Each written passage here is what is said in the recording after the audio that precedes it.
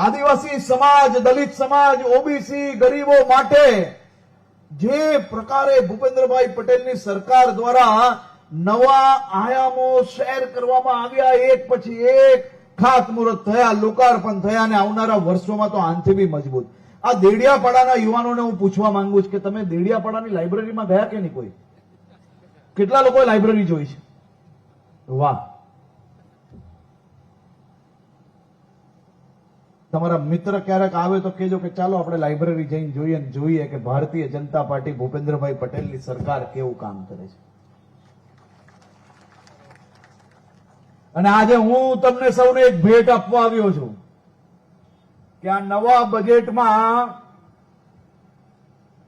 આજે હું આવતા સાંભળતો હતો આ ક્ષેત્રમાં ગીતો ચાલે છે કે 3G પેલું શું કે છે 3G ના ચાલે, 4G ના ચાલે, ચાલે ભાજપ જ ચાલે એમ.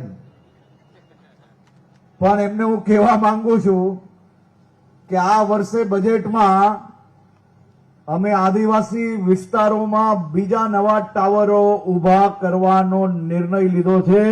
એટલે તમારા વિસ્તારમાં ઘણા એરિયા એવા છે કે જ્યાં નાના નાના ગામડાઓમાં 25, 50, 100 ઘર વસતા હશે, ત્યાં 3G ને 4G ચાલે ને ભાઈ, એવું લાવવાના છે.